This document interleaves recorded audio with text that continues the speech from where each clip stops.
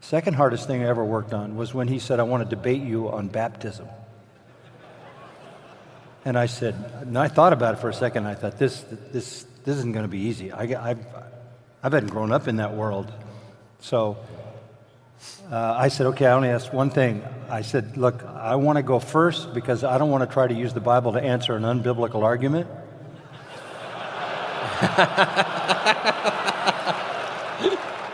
Sorry about that. I said...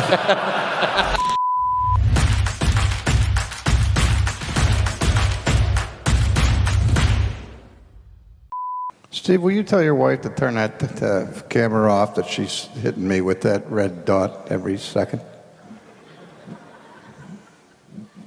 That's your wife, isn't it?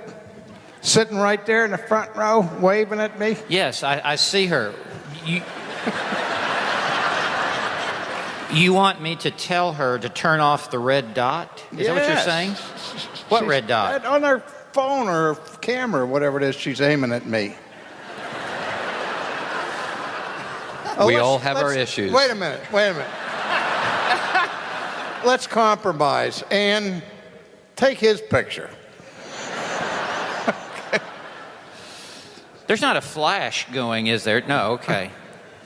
That red thing that goes. Oh, I'm sorry. I'll speak to her. It's the woman thou hast given me. Which outside of your conversion was the greatest blessing God ever gave to you, I know. buddy. I married up. There's no doubt. You did. Way up. Yeah. We're almost unequally yoked. She's so up there. I'm not sure it's just almost, it may be all together. Yeah. Go ahead, Chris. I'm going to need to go arrange different transportation for Steve. Yeah, we had issues. There's a lot of favorite stories, but one of them was we had communion like this, and so many people came, they knew they didn't have enough bread to give in the communion, so they were planning a spaghetti supper after the service, so they just grabbed all the garlic bread and gave it to the last 4 rows. So I mean, we had another... I thought, well, let's try something different so we don't run out of bread. So let's get big chunks of bread, and you can just break up a piece and pass. And so I told the guys that they're going to serve the bread, hold the tray and let them take a chunk, take one of these little loaves and pass the loaf down, but hold the tray. Yeah. Well, they're creatures of habit, so they pass the tray. So at the end of 2 rows, all the bread is gone, and people are looking at an entire loaf, waiting for me to say, "This do in remembrance of me," and then wash it down with 1 ounce of grape juice. There's just no discipline in that. There's no love for the word. There's an abdication of the pastor's responsibility. And, again, a man's either going to see that pulpit that used to be up here and is now down there. There you go.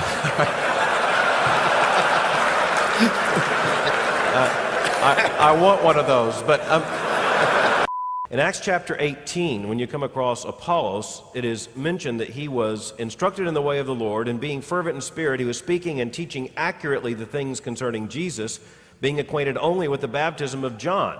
And then later we are told that Priscilla and Aquila heard him, they took him aside and explained to him the way of God more accurately. And that's a great model right out of the book of Acts for correcting an inadequate teaching. Apollos obviously did not mean to misconstrue the issue of baptism.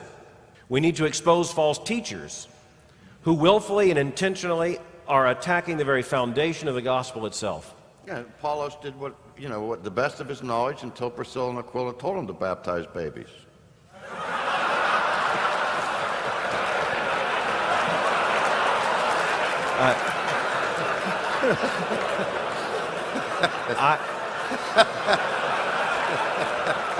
I was just reading this book of Acts.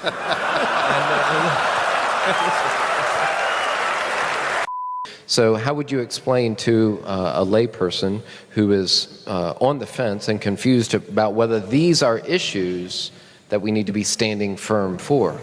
Well, in one sense, we don't need to be involved with reconciliation because the one necessary prerequisite for reconciliation is estrangement.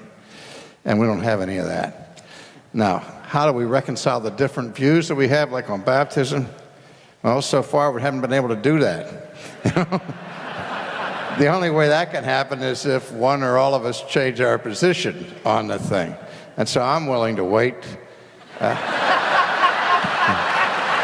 Yeah, we had some issues. I remember when we made the flip and went into the gym, which happened very soon afterwards because we needed to build, and we built the gym, we met there.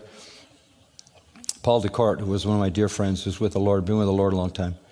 He was just coming to his church, Paul and Julie DeCourt and their family, and they really loved the church, and he became very dear friends to Patricia and myself. And he came up to me one Sunday and he said, you know, this is an exciting place, but who's the drunk usher? I said, what? He said, there's a guy over there. He's absolutely bombed every Sunday. He's your best greeter. He's one happy guy. So he was right. So we had to sort of make a rule that you need to be sober to be an usher. Yeah. And that's still a rule today. That is still a rule today. And I just said that popular culture has domesticated the angels. It's the whole process of domesticating deity and transcendence. And I said, you know, we become the kind of people who put cute little pictures of angels up in the bathroom wall. You know, they sell them in the mall. Whereas in the Bible, when an angel showed up, you didn't say, oh, how cute, you wet your pants. And R.C. just came up to me afterwards and just said, that's the best line on angels I've ever heard. And you just realize that, well, that wasn't even the main point of the message, but it was the best line on angels I've ever heard. I appreciate it. During the Q&A yesterday, one of you said that man through prayer cannot change the mind of God. Please address how Abraham changed the mind of God, quote unquote, regarding the destruction of Sodom and Gomorrah. I'm the one that said that, so... Why don't you take that one, R.C.?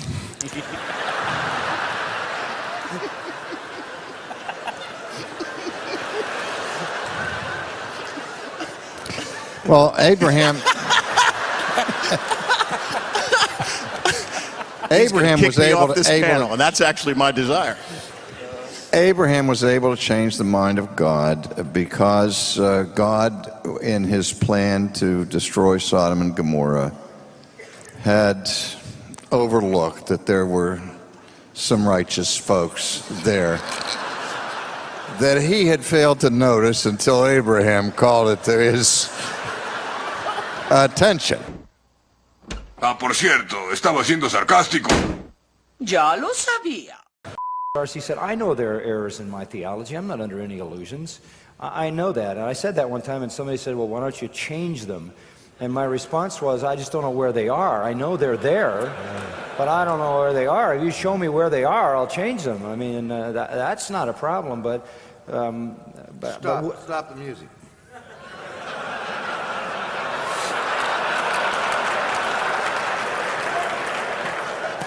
I think I've told you this in front of yourself, but I've said it behind your back probably 100 times.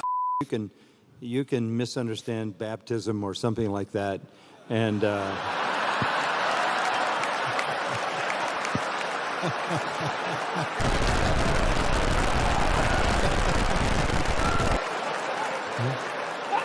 Those we call errors, not heresies. I mean, there's a difference between error and heresy. Heresy is something that strikes at the very heart of the gospel and of the truth, yeah. Should I just end this before it gets nasty? This is not fair. I'm outnumbered here. It's hard to be a true teacher.